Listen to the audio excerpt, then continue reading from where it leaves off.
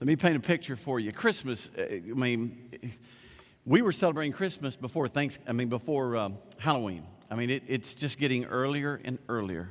But that's okay, unless you don't like Christmas music. It's all right because the story is such a great story. When I see these trees, I know that every time when the trees come up, I know it's coming, and I don't know about you, but I just love these trees. If you've never been to the trees, I want you to just watch what they can do. Just one little aspect of them. Anthony, can you give us a little light show up there? Isn't that cool? 250,000 lights.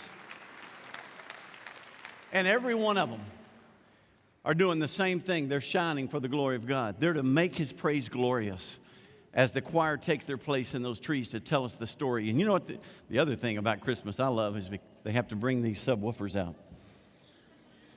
And let me tell you, I would put these in my truck if I had a way. This is what I live for right here. Give me the sub, right? Do I get a witness in the room? Anybody else? Yeah. I think the story of Christmas is one of the neatest stories that reminds us God rescued us. When we couldn't come to where He was, He came to us. And you know why He came to us? Because we were worth it. You don't think you were worth it. I don't think I was worth it. He did. And on a rescue mission, He humbled Himself, born of a virgin, wrapped in swaddling cloth. An amazing story of what God would do to cover us. And there are 168 million orphans in the world waiting for somebody to do the same for them. And I just think sometimes as a church, we love to tell the story of Christmas. We love to talk about what God did for us, and we fail to remember He did it so we could do it for somebody else. No, you can't give yourself for their sin. You cannot do what Jesus did. But because of the incarnation, you can live out the gospel, and you demonstrate it by being faithful to what God called us to take care of those who are vulnerable. I want you to go to a place in Deuteronomy 10. Deuteronomy, by the way, it's just messed up my world. It really has. I didn't really spend a lot of time in Deuteronomy, to be quite honest. You know, I'm a New Testament guy. I love the New Testament, and Deuteronomy was just one of those books that I knew was there. But the more I spend in this book, chapter 10 is where we're going this morning. The more I spend in this book, the more absolutely convinced I am God is laying the fabric in this book for a new day. He's getting His people ready to cross the river. For those of you that might have just joined us, the book of Deuteronomy is a series of sermons by Moses, getting the people ready to cross the river Jordan to go into the promised land.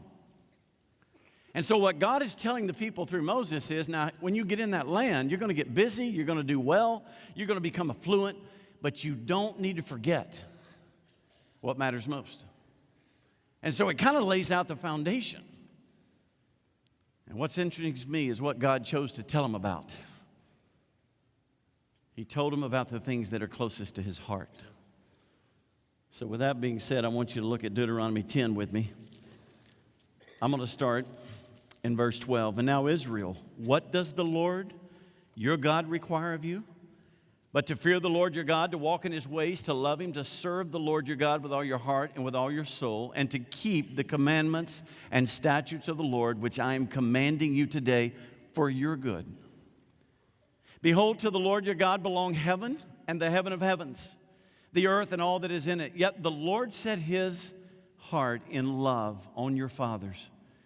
He chose their offspring after them, you above all peoples, as you are this day. In other words, don't ever forget, God chose you not because you're special.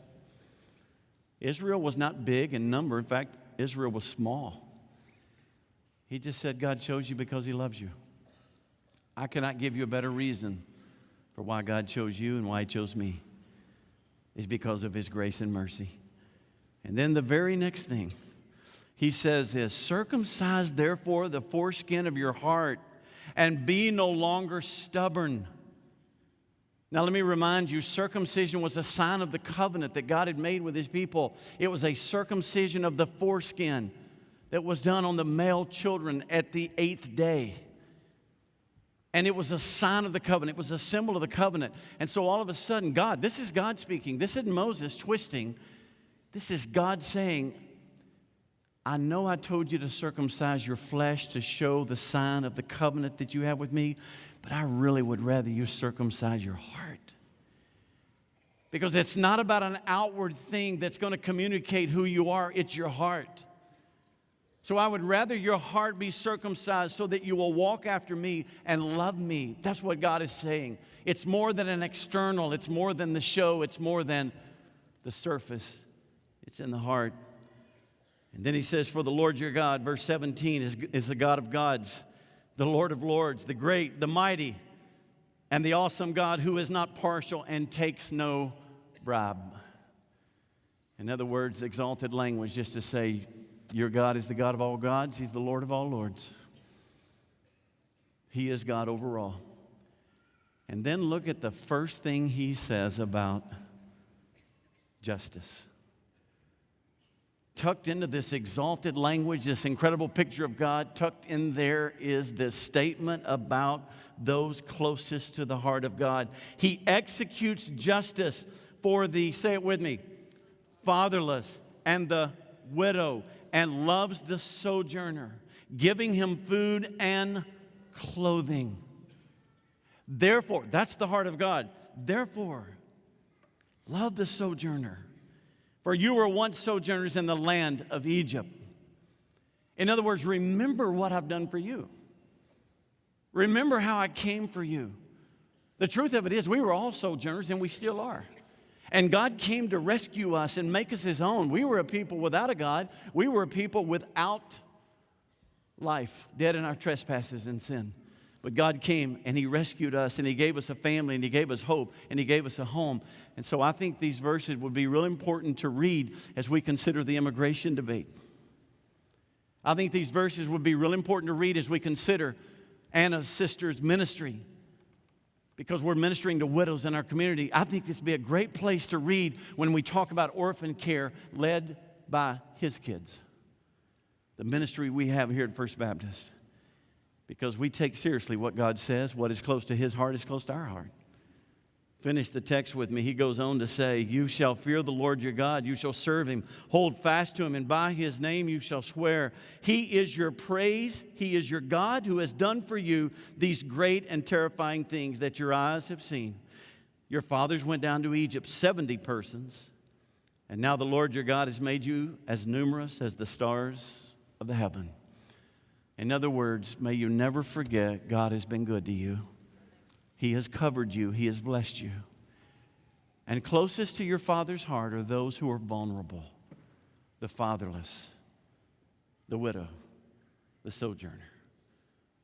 So here's what he says to us as his church. If you want the blessing of God, if you want the favor of the God of all gods and the Lord of all lords, do what he does. May your heart be close to those his heart is close to. And the ministry of his kids helps us to live out, practically speaking, what it means to love the fatherless and to care for them and to do things in orphan care that make a difference. Whether it's foster parenting, adopting, or coming alongside those who do. It's a ministry along with Florida Baptist Children's Home, and both of them, by the way, are here this morning.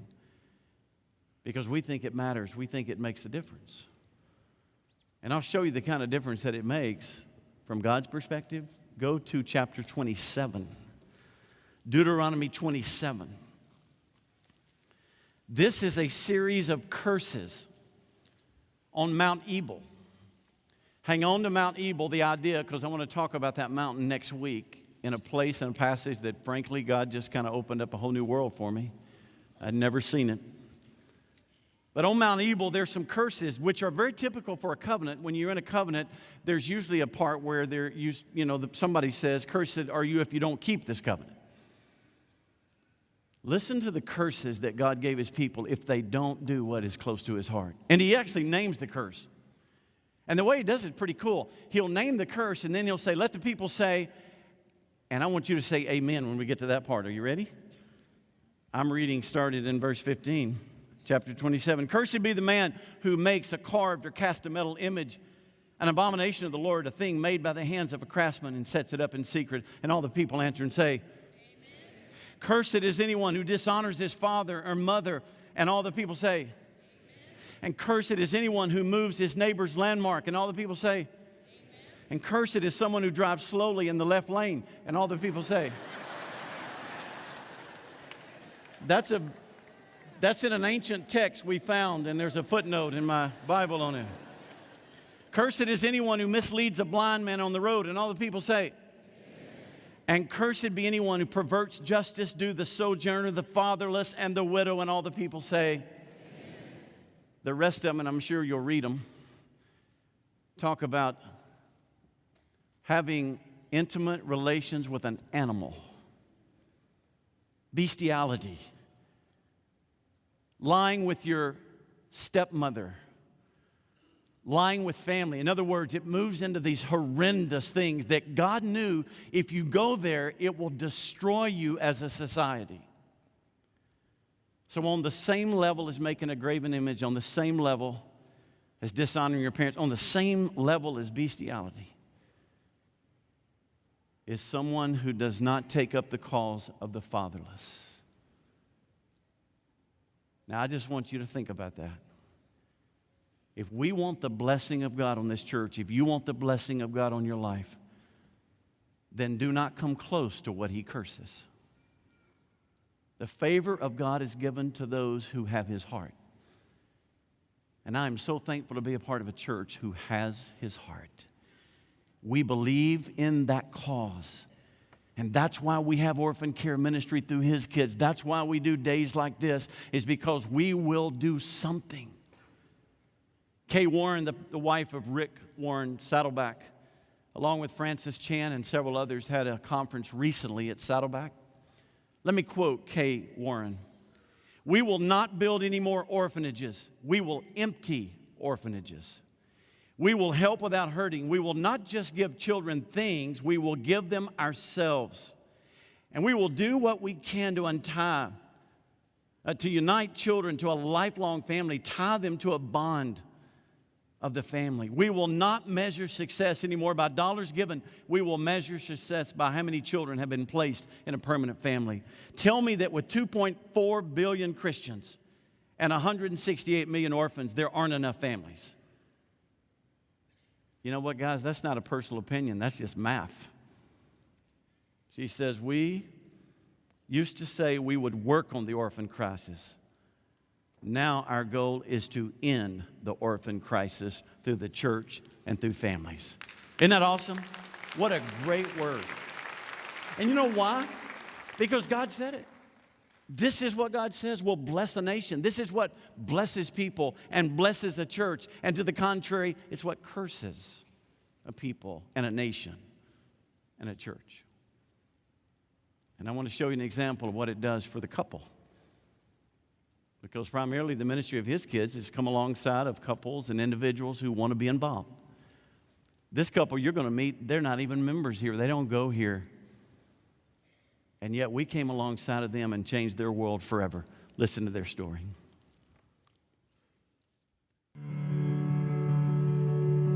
Our adoption story is one that is a very long journey.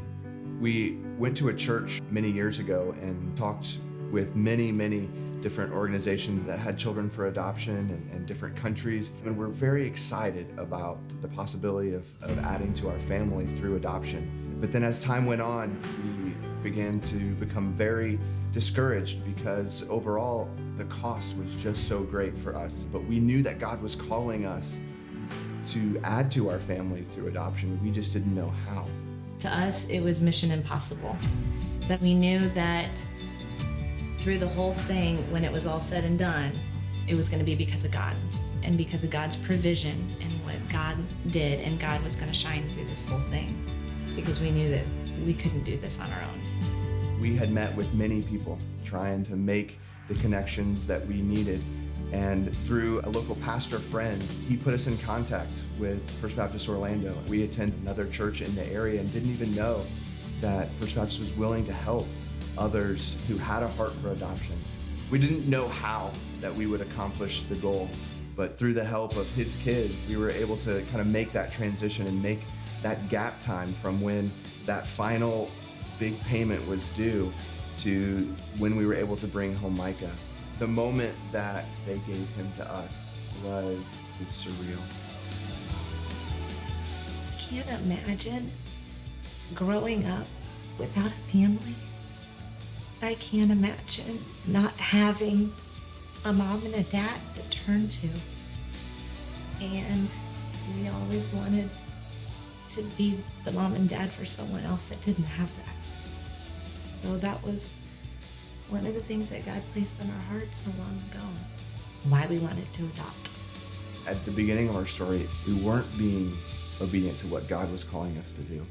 But now to sit here on this side of it and know that our God is so big, that he provided in ways that we could not have imagined. It's not an easy road, but there's a lot of support, and it's so worth it. Thank you, his kids. Thank you, First Baptist, for believing what our Father believes. And you know who else has changed on this journey? The children. You're about to meet a guy whose life was changed forever because a mom had a vision of what God wanted her to do to take care of the fatherless. And the rest is history. I love this guy. Would you welcome Lucas Boyce?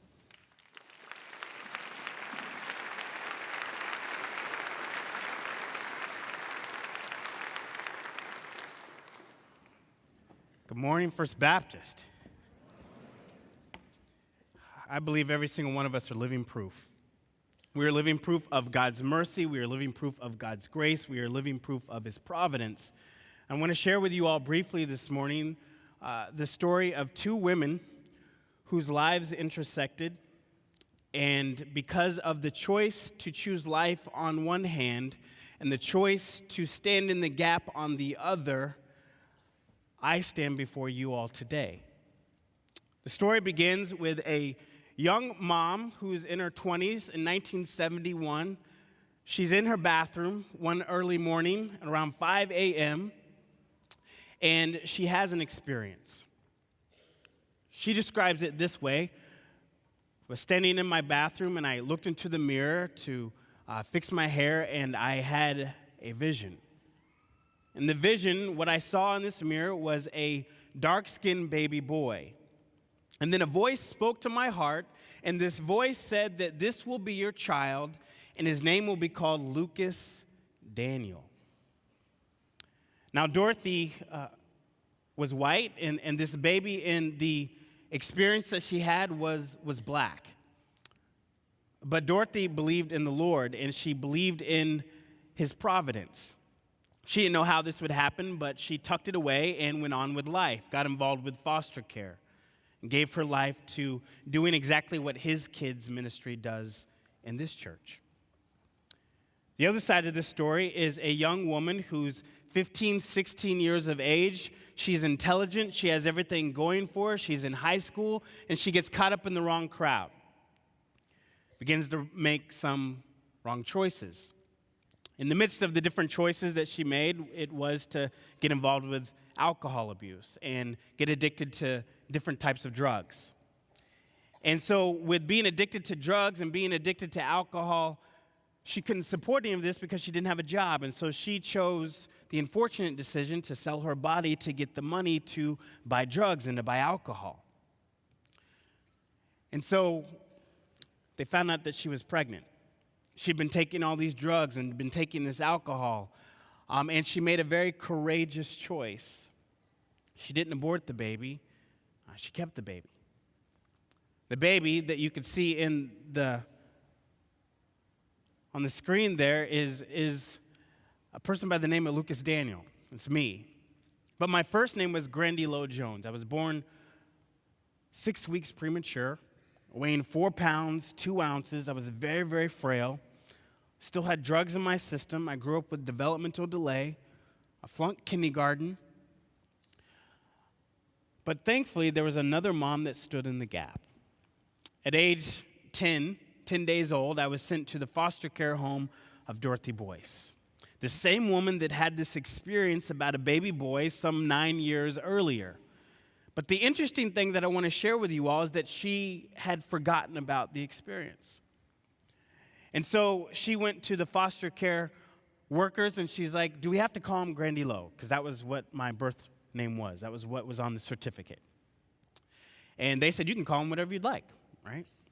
So the family got together and they voted on a name. I looked like some neighborhood boys. Their names were John and Jonathan Lucas. And so they said, let's call him Lucas. And then they all drew straws and they voted on a middle name, and it came up Daniel. And still, Mom didn't remember the experience that she'd had.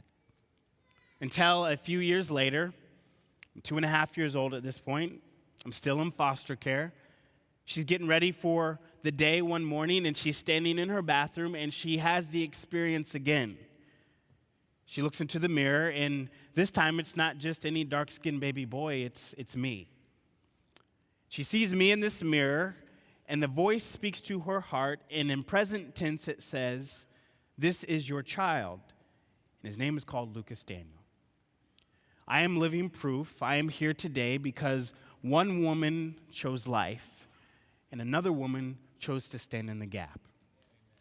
The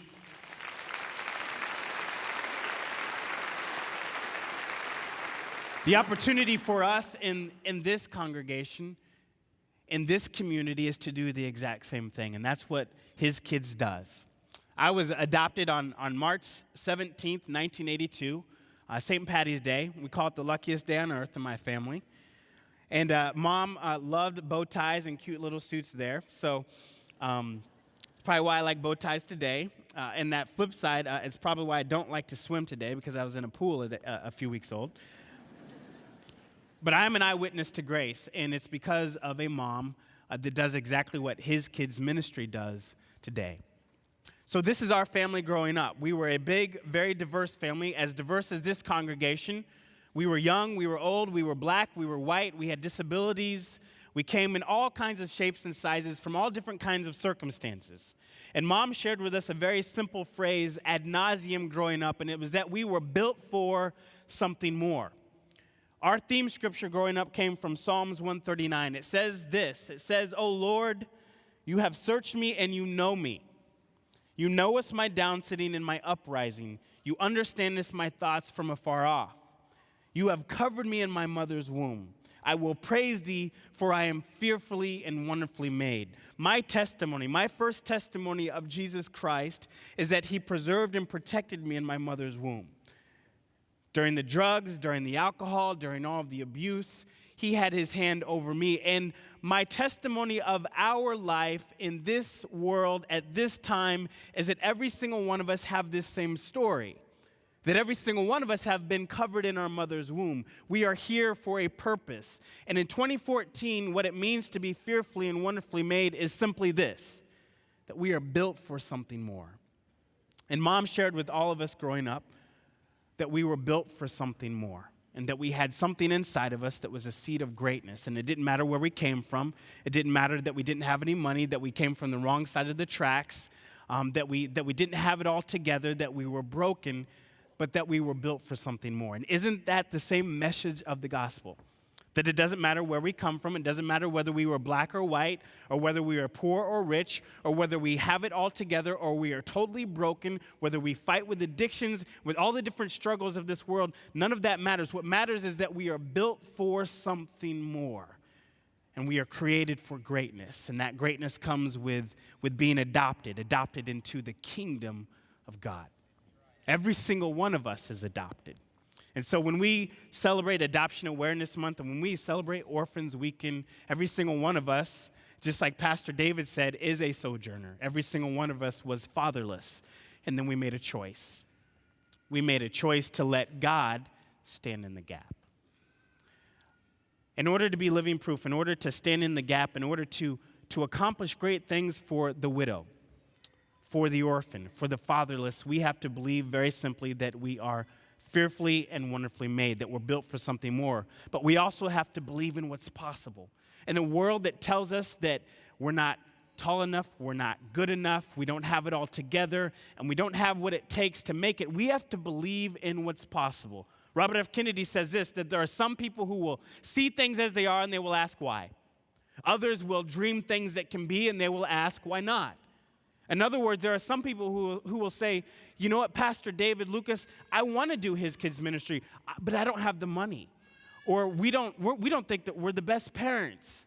There are some people who will see all of those things and use them as excuses to shrink from the opportunity of the moment. But then there are those who believe in what's possible, who will see all of the obstacles, who will see that maybe we don't have enough money, that maybe we don't have it all together, but they will still dream things that can be, and they will ask why not. In other words, it's that those who would come unto God must believe that He is the rewarder of them that diligently seek Him, that we ask and we receive, that we knock and it is open unto us, that we seek and we find. Or it's that we understand at a core level that faith is the substance of things hoped for, the evidence of things that we cannot see with our physical eyes. And I'm very thankful that I had a mom that taught all of us growing up that we would dream things that can be. I can remember being 16 years of age, going to the Washington, D.C., to the Capitol, taking a tour of the Capitol with a church youth group. As you can tell from the photo, I am the only one interested in this senator's tour, standing up there. Everyone else is bored, hot, and tired, and I'm just glued in. Mom asked me when I was 18, 19 years of age, she said, Lucas, what's next? What do you want to do, and how are you going to get there? And for us, I would ask the same thing. What's next for us? What do we want to accomplish in the lives of the widow, the orphan, the sojourner? And how are we going to make it happen? And so I answered my mom, and I told her a few things. I told her, Mom, I want to share my faith. I want to share my testimony of Jesus Christ about what He's done for me in this nation and in other nations. And I told her I can remember going to Washington, D.C., this day in 1996. I can remember at nighttime we went to 1600 Pennsylvania Avenue, the most powerful symbol of democracy on the face of the planet, right? I can remember walking up to the fence, not over the fence, walking up to the fence with great respect and being a 16-year-old boy and looking through this wrought iron fence and saying, one day, I want to be on the inside. The other thing I told my mom was there was this movie that came out in 1997 called Air Force One. Harrison Ford, the Russians take over the plane, right, and he kicks them off. I can remember being in the front row of the movie theater on the night that this movie came out. This isn't any ordinary plane. This can travel halfway around the world without refueling. This is a plane that can withstand a nuclear blast and keep going. The president has his own office on the plane, room for staff, a boardroom. He's got his own apartment on the plane with a flat screen TV, a bedroom. What I'm trying to tell you guys is this is not Southwest, okay?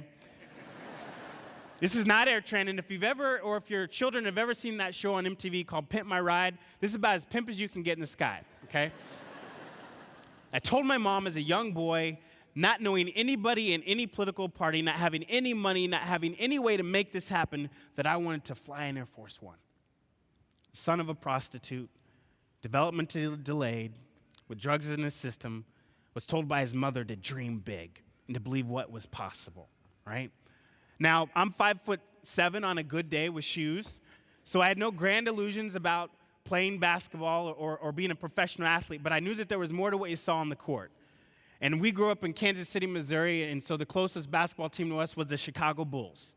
And so I told my mom, because I thought Michael Jordan would play forever, that I wanted to work for the Chicago Bulls. Mom told me that we can do anything we put our minds to. And we talk about the opportunity of this moment with his kids' ministry to be able to create forever families. I would offer you her words just the same. Now, if we would be living proof and if we would be able to stand in the gap and do whatever it takes, we have to understand a little bit about what Pat Williams talks about. Pat Williams is a member of this church. He's the co-founder of the Orlando Magic. There would not be an Orlando Magic without Pat Williams, and I would have never written a book were it not for this man who heard my story and who told me, Lucas, you got to share your story. You got to write a book. And there's a wonderful quote that I keep close to me from Pat, and it's this: a good leader knows that at the end of the day, it is not about them. It's about the positive difference they can make in the lives of others. His Kids Ministry, what we're doing to create forever families, this is not about us. It's about the difference we can make in the lives of others as a ripple effect when you throw that pebble into the pond. He says this: a good leader leads from the front and not the back, and is willing to do whatever it takes to get the job done. I can reflect back on growing up and being 5 years old and understanding that Mom and all of us, she was a single mom with 11 children. Over the course of 15 years, 40 foster care children, 200 caseworkers. We grew up very, very, very poor. But we did everything together, and we were willing to do whatever it took to keep the family moving. So I had brothers and sisters who were 15, 16 who would go get a job at McDonald's to pay the lights, or go get a job at Wendy's to make sure that the gas and the water bill were paid, because we would do whatever it took. And for us, I would encourage us to do the same thing. I have a friend by the name of Secretary Alfonso Jackson. He was the former Secretary of Housing and Urban Development. And I was in his office one day in 2002, and he pulled up his pant legs and he showed me the scars that were left from dogs that were allowed to attack him as he marched for freedom and civil rights during the 60s. He harbors no ill will, and he said this to me, and I'll offer it to you. He said, "Lucas, you will have ups and downs in life. There will be good times and there will be bad times. I would encourage you, though, that to always remember this: if you can look up, you can get up." And for us, there is a lot of children that have been knocked down, and they need someone to stand in the gap for them and to be willing to help them look up so that they can get up. I took my mom at her word. I followed her advice to believe in what was possible. I tried to work harder than everyone else, and I'm not a perfect individual. I made so many different mistakes, but I told my mom that I had these 4 different dreams when I was 18, 19 years of age. And I stand here as a testimony, as a living proof witness, that over the course of 10 years, the Lord God Almighty proceeded to make all of these things occur inside of my life. Over the course of about 5 years, I had the honor and privilege to serve the nation at the White House. Charge of African American outreach, professional sports outreach. If you think about the number of people that ever get to work at the White House, there are 330 million Americans, 3 million government jobs. Of the 3 million government jobs, 2 million of them are in the military. So of the different presidents, Democrat or Republican, that ever go to Washington, D.C., they get 3,000 people, roughly, during a 4-year term that get to go with them, that they get to give jobs to. Of the 3,000 people that go to Washington, D.C. with a president, maybe 500 of them at any given time get to work at the White House.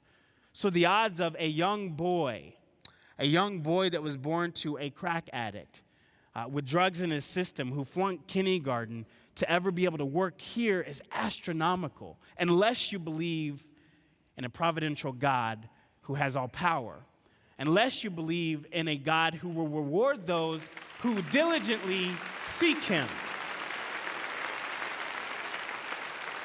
unless you understand that what we understand, that faith is the substance of things hoped for and the evidence of things not seen, unless you understand also that if we can look up, we can get up.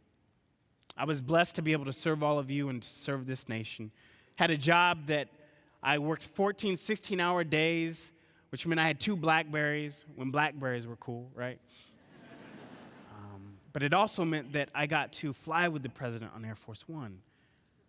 This is us going to Nebraska with the former Attorney General of Nebraska in front of the plane in Salt Lake City, Utah. I kind of joke with people. I don't really know where that top photo is with me in the visor. I just needed proof I was on the plane. So there are some people who will see things as they are and they will ask why. Others will dream things that can be, and we will ask why not.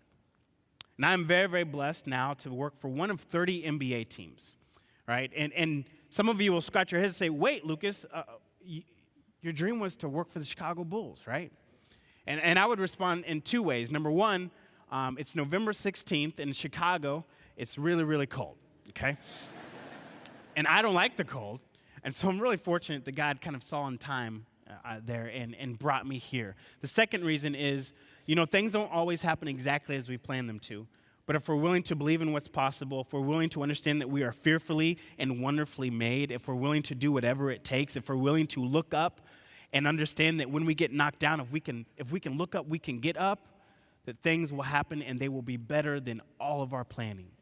And I am living proof of that. We are living proof of that. You are living proof of that. His kids' ministry is living proof of that. I've also been blessed to be able to share my testimony in Mexico and Africa. I'm getting ready to go back there in a few weeks to Kenya and share again. And so the Lord, if we will ask him, the Lord, if we will be honest and vulnerable and understand that in our brokenness he could still use us, will do great things in our life. As I close, I want to share with you one quick story that illustrates exactly what Pastor David was sharing with you just a few moments ago. Because the responsibility of those who are in covenant is to look out for the widow, to love on the sojourner, and to stand in the gap for the fatherless. It was the very first time I met the former president on the south lawn of the White House. It was March 25th, 2002. I was an intern. I was 22 years old. It was 6 months after 9/11, and just to be there was a blessing. They weren't going to have any internships after 9/11, and at the last moment decided to have them. I was selected out of an applicant pool of about 1,500 applicants, and they picked 100 interns. So the odds of that happening, didn't go to Yale, didn't have a mom or dad who gave to the campaign, but God placed me in this place at that time. And so I come back from lunch. My boss comes around the corner, and he gives me some really cryptic advice. He says, Lucas, somebody's going to call you on the phone. They're going to ask you to do something. My advice to you is to say yes, all right? I had no clue what was going to happen, no clue that this photo op was with the president, no clue that out of the 100 interns, he picked one intern, and it was me to be a part of this photo op with the president. The USA Freedom Corps started after 9/11 to really focus and improve volunteer service across the country, and they were going to have a photo op on the south lawn. They called me. They said, hey, your boss said you might be interested in this. I remembered my boss's advice, and I said yes. They rushed me over to the West Wing. They take off my suit coat. They put on this T-shirt, and then they usher out these kids, all right? So I'm standing there on the south lawn of the White House. I'm excited to be there. I'm looking up at the mansion, and I'm like, man, this is awesome. But then these kids are around me, and I'm like, they're 8, 10, and 12, and I'm kind of scratching my head, and I'm like, I know I look really young. I know I'm short, but I'm surely not going to be passed off for a 12-year-old, right? That thought got banished by the guys with the guns and the Ray-Ban sunglasses and the earpieces in the ear that showed up. Behind them was the president. And at that point, it clicked, oh, this is with the president. I had no clue, right? So he goes through all the kids, and he gets to me, and there's no pomp, no circumstance. He sticks his hand out, and he says, hey, I'm George. I kind of knew that. So I respond in the only way I knew how. I had never met anybody famous in my entire life, right? And so I responded in the only way that a small-town Midwestern boy could do. I said, well, what up? I'm Lucas, right? And he got a kick out of that, too. And so for like 10, 15 minutes, he didn't have anything in common with the 10, 12-year-olds. And so we just started talking back and forth. He asked me where I worked, who I worked for, what I wanted to do in life, and different things like that. And then the photo op kind of folded up. It was with Parade Magazine. I kind of start to walk away, and he calls me over for this photo here. And of course, I'm really excited. I would never do this today with a president or a governor, but I do the brother thing. I pull him in for a hug, right? And you can kind of see his tight smile as he kind of leans in. Okay, this is different.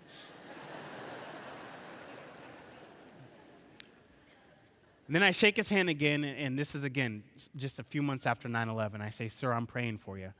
The cause is just. And I think that's it. Just a really cool day on the South Lawn. I'm going to finish up my time there, go back to Kansas City, Missouri, okay?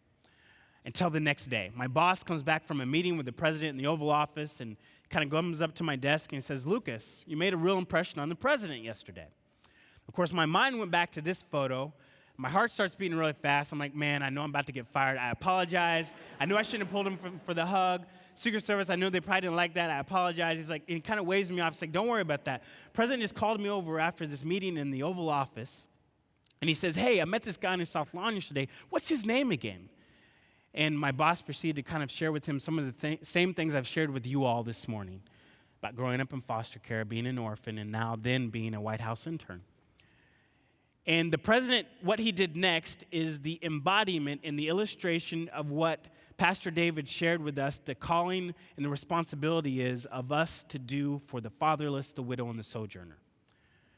He said this, he said, well, what can we do for him? Let's bring him on board. You see, I was nobody. I was an intern. I was working for free. I wasn't, Condoleezza Rice wasn't his chief of staff, wasn't a world leader. I was nobody, and he took the time to chat. Had the presence of mind to pull me over for a personal photo with his White House photographer. And then this is right after 9/11. Lots of consequential things going on in our nation's history. So for anybody to remember some random kid that he met on the South Lawn the day before, remember him after a meeting and remember who he worked for, ask that person about him, and then go one step further and say, give him a job, says a lot about the character of that individual. And I have a saying, and it's not original to me, but it's this, that we know the true character of an individual by how they treat the person that can do nothing for them. You talk about his kids' ministry, and you juxtapose that with what this president did for me. He took care of the fatherless. He understood what it meant to be a sojourner, and he, in time and space and in history, blessed my life. I would not be standing here were it not for what he did for me. I would not have been flying on Air Force One or had the opportunity to meet an executive with the Orlando Magic on a West Wing tour, which brought me to Central Florida, were it not for what he did in that moment.